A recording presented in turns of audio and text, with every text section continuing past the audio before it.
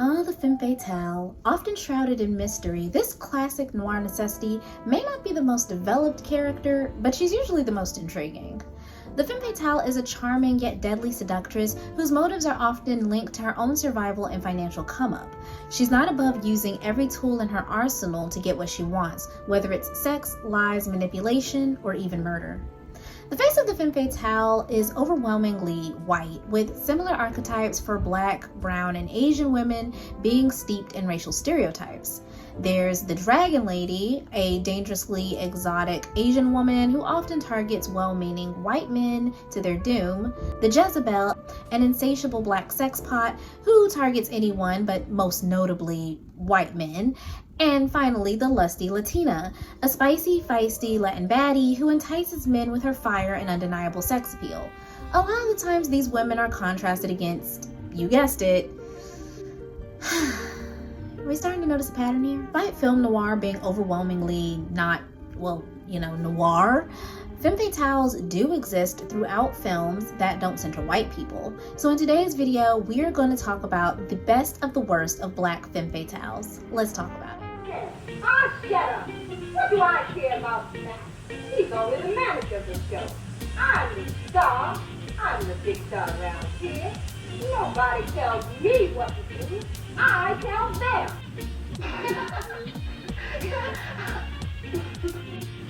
Oh, I'd love to work at Dennis.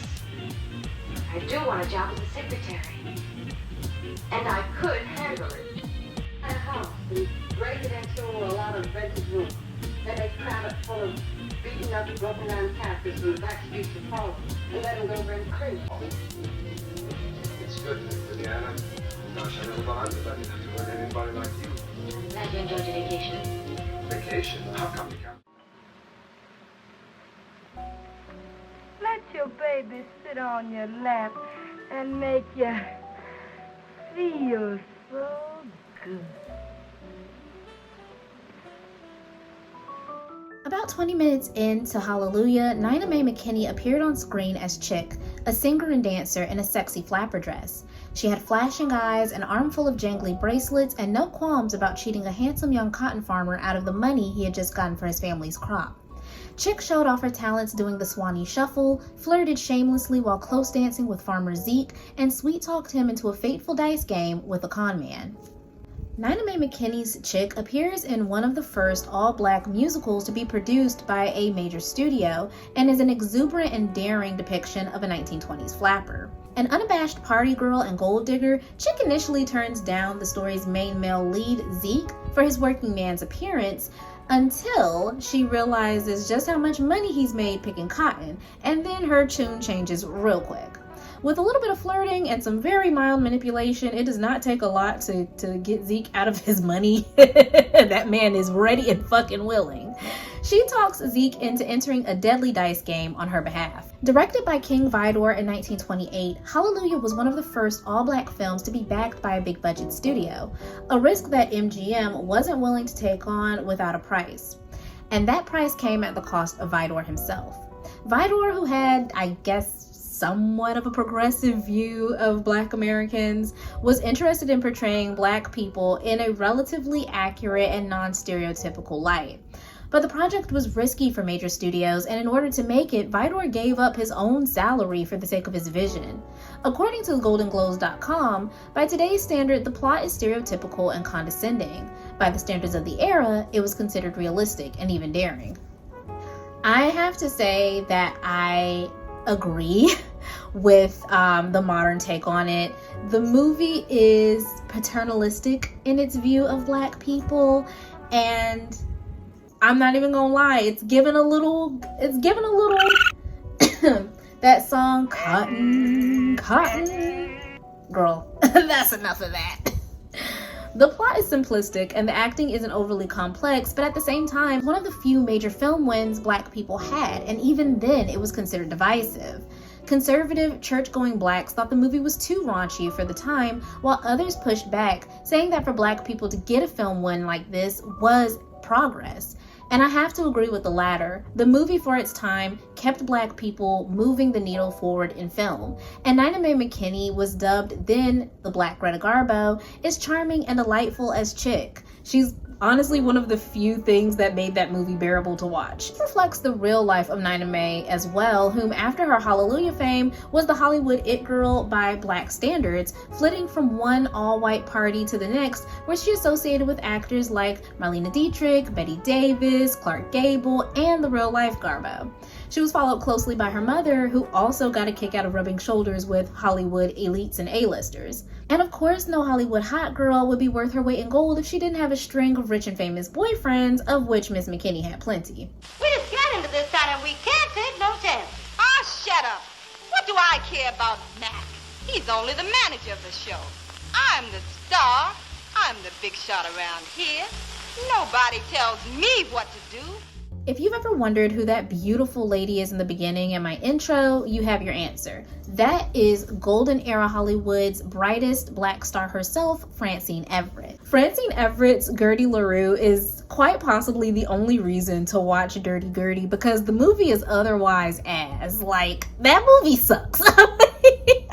Dirty Gertie is one of many interpretations of the short story Rain, written in 1921. It was adapted to screen in 1928, starring Gloria Swanson, and again in 1932, starring Joan Crawford, once more in 1946, the version that we're discussing, and once again in 1953's Miss Sadie Thompson, starring Rita Hayworth, which is my personal favorite, and in my opinion, the best version of this movie. Although Joan did do her thing, okay? Like, we gotta give Miss LeSueur her flowers, okay? Because the way she was holding eye contact, y'all, watch that scene, the monologue scene with her and the preacher. To go back and suffer.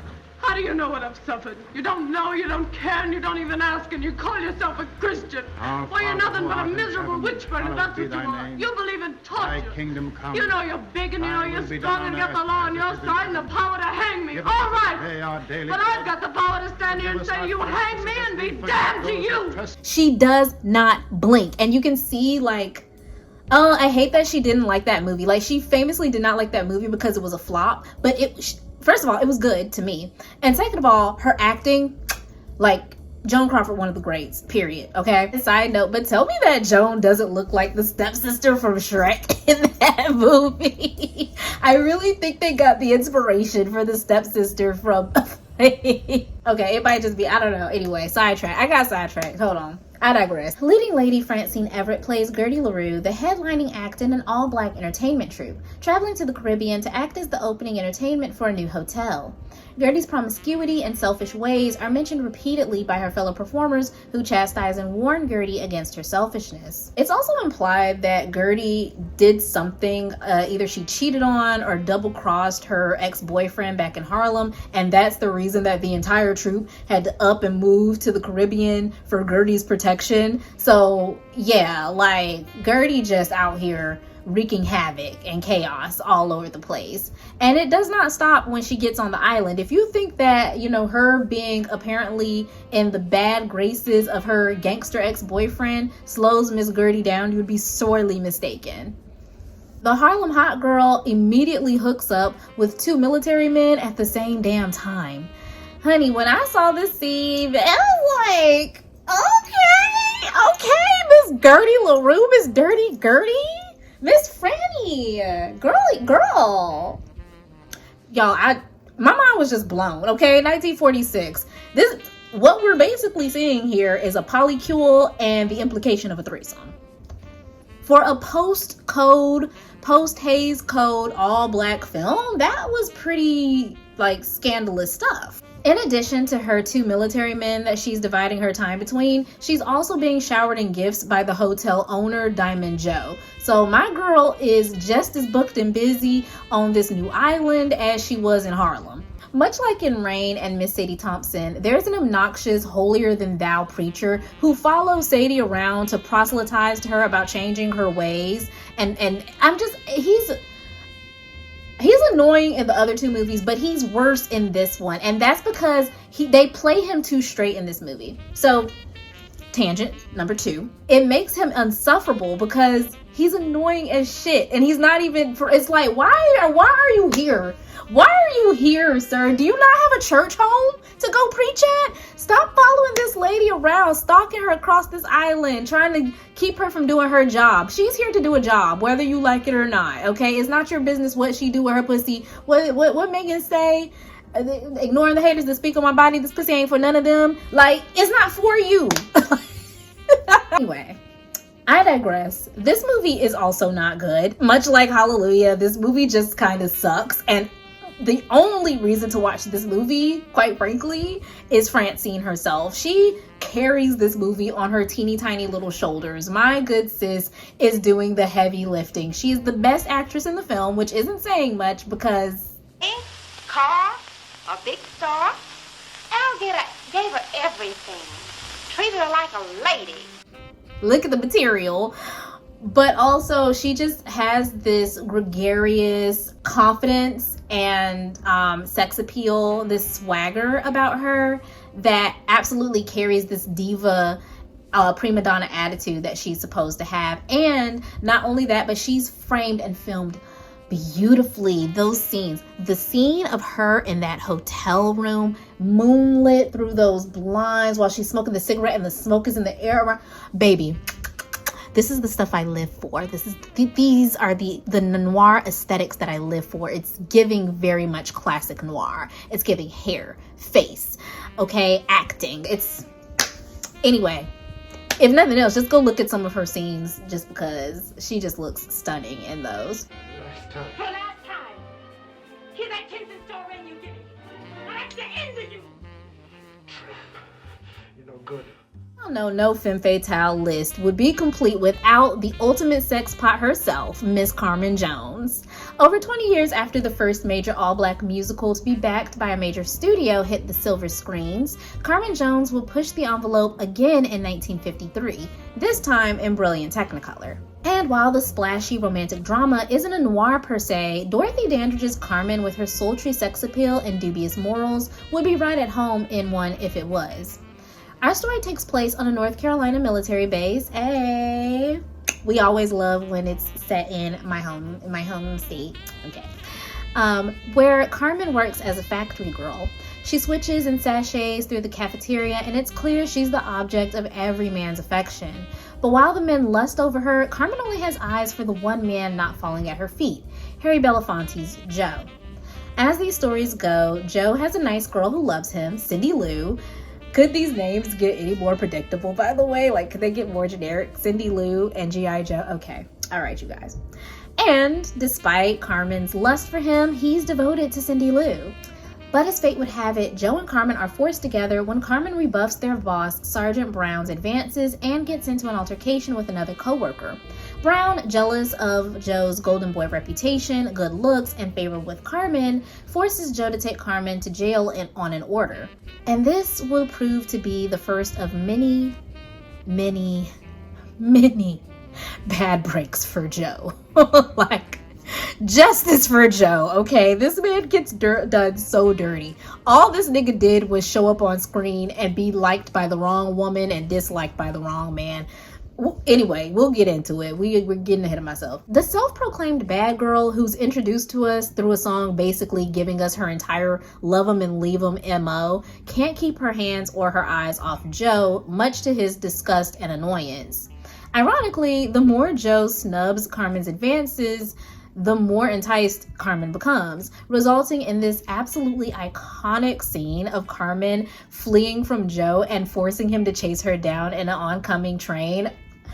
Stop it. This is the kind of like drama I live for. Like, girl, we don't get this shit anymore. Like, the movies don't movie like they used to, bitch. Give me the bad girl, good boy trope, and she's forcing him to track her down. Stop it. I love it. I live. This sequence is exciting and sets the tone for the constant game of cat and mouse that Carmen and Joe end up playing throughout the entire film. Director Otto Preminger and about a million other people, including myself, I ain't gonna lie, initially wanted Eartha Kitt for this role, and while I maintain my position that Eartha would have absolutely bodied the role of Carmen, could y'all imagine Eartha Kitt as Carmen? Stop. I have to give Dorothy credit where credit is due, though. She did her thing with that role.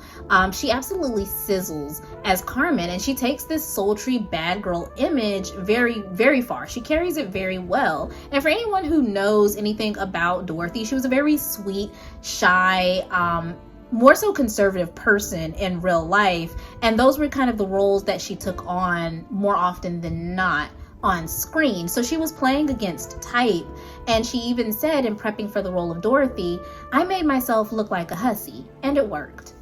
On top of delivering a thrilling and confident performance as Carmen, Dorothy absolutely sizzles with Harry, y'all. Okay, like, she also played opposite him on in the film Bright Road. I want to say like the year before or somewhere earlier, like I think it came out around the same time. But they have a great chemistry and rapport with each other, which is probably because they were having an affair off screen, but that's neither here nor there. That chemistry, though, absolutely shines through in their love scenes. When he's kissing up her toes, I'm like, stop. Anyway, let me stop. Because I don't even see it for Harry Belafonte for real. Like, I don't even think he's that attractive. Honestly, I don't think any of the old black male Hollywood, like, you know what I'm saying, are like fine like that. But he was doing it for me in that. I was like, stop, Harry. Stop. Anyway. The open lust and sexual attraction between Dorothy and Belafonte was unprecedented on screen for the time. Black people were just not allowed to be filmed in this sensual of a light. This mirrored the societal expectations for Black people during the Jim Crow era America. There was no outright law against Black people being intimate in public, but was one of those kind of known social rules that could still be enforced through things like public scrutiny. As a result, Black people's ability to be affectionate with one another was stunted. And what did I say in one of my previous videos? This is what it means to be Black in a white surveillance state. You are always under a microscope. So for the biggest medium in America to finally peel back the curtain of social etiquette and depict Black people on screen, Black passion on screen, was a major deal at the time. And this made Harry and Dorothy sex symbols. This was a sexy film. As you'd expect, the pair falls in something like love, and Carmen is almost satisfied with her win. But as demonstrated before, the thrill is in the chase for Carmen, and after she gets Joe, it's on to the next plaything. This time in the form of a heavyweight champion boxer who falls for her. Like so many great femme fatales, Carmen's actions drive our all-American man to his doom. And while I support women's rights and women's wrongs over here, it's really hard to watch the unraveling of Joe throughout this thing and the way he falls to his doom because of Carmen's manipulation. Like, again, justice for Joe. All that man did was be loved by the wrong bitch.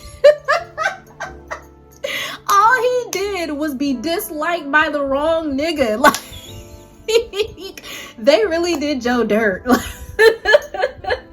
Still, for the sheer chaos, destruction, and string of broken hearts that my girl leaves in her wake, there's no denying that Carmen Jones is a certified top-tier femme fatale.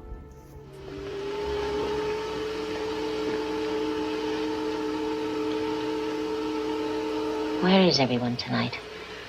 The streets are like graveyards, houses like tombstones. Everything slowed down to a stop. On the surface, 1958's Anna Lucasta seems like the most noir of all the films we've discussed. It's dark and gritty, set against seedy backdrops like dive bars and the San Francisco Pier. But Anna Lucasta, much like its titular character, subverts our expectations.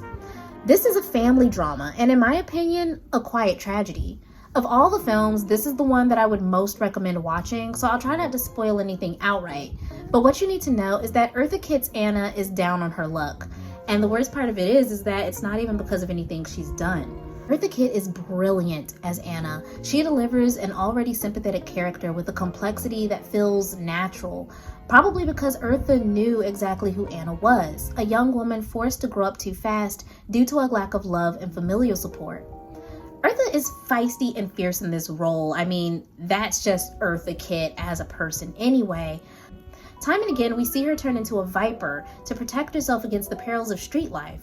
but it's juxtaposed with these tragic hints of vulnerability and this almost childlike hope that indicates how young Anna is and how prematurely she was forced into the world she's found herself in. The men in Anna's life represent each path that Anna can take and has taken thus far. Her abusive father is the ghost of her past, while her fast-talking on-again, off-again boyfriend Danny represents her present. And finally, her love interest, the gentle and studious Rudolph, represents her future. Anna is pushed and pulled constantly between these three men, and she wants to make good, but her father has basically condemned her for the crime of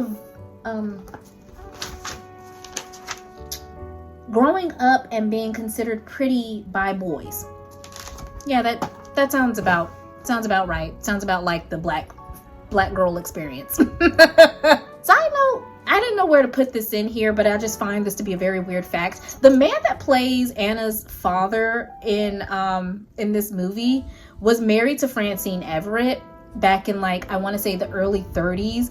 This nigga old as hell in this movie. And I was like, he had to have been old when he got with her, because I'm like, 30 years ago, like, that's not even how he was like 45 and Francine was like barely 20. And I'm like, that is a very random hookup. The relationship didn't last long. They were divorced pretty quickly after, but I just found that to be really weird. I don't know. Anyway, again, tangent number 3. Anna's boyfriend Danny, while not necessarily stable, is supportive and familiar. And for Anna, who thinks there's nothing better for a girl like her, this feels like the best she can hope for. I guess because of budget constraints and probably the respectability politics of the era, Anna Lucasta wasn't able to further explore the underlying themes of incest and adultification as deeply as I wish they had. But when I tell you those themes, the themes that are brewing beneath the surface of this movie are very deep. Like, there's a lot going on under the surface here.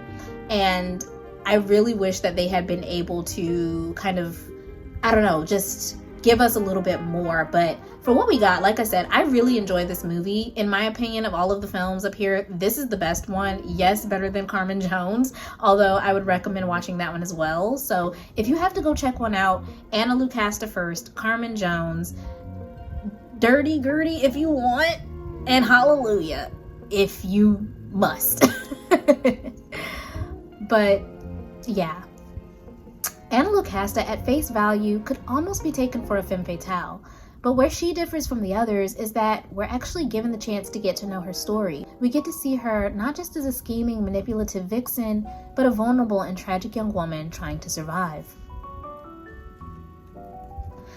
And that is all I got for you guys. So yeah, I really enjoy this. Shout out to Cinema Cities, because I was really inspired by her femme fatale video, and I just was like, that but black. That but make it black. You know, always, everything's better in black, including my dress. Speaking of which, fit check, because y'all know good and well I don't put this much effort in for y'all not to appreciate it. So we gotta do a fit check, mandatory in a Vintage and Color channel. Okay, the channel was called Smart Fashion Fairy for a reason before we changed to Vintage and Color. If you can believe it, entire outfit thrifted, bitch. Dress free. I got this from a local event where people exchange free goods, things that they don't want anymore. Dress free. Shoes free from the same event. Oh, they're not red bottoms, but they're red insoles. My jewelry from a local, let me bring y'all into the light, local like thrift store or whatever. What's it called? I can't tell you because I had to give away where I'm from, but the jewelry was altogether like maybe $30, and there's a couple pieces that I'm not showing you guys because I'm not wearing them today. The ring also was bought with this stuff, $30. And then this is my fiance's engagement, part of her engagement stack. So fit check, okay? Cause what we always gonna do is appreciate the, you know what I'm saying? Like the effort. Anyway, hope y'all have a good one. Bye.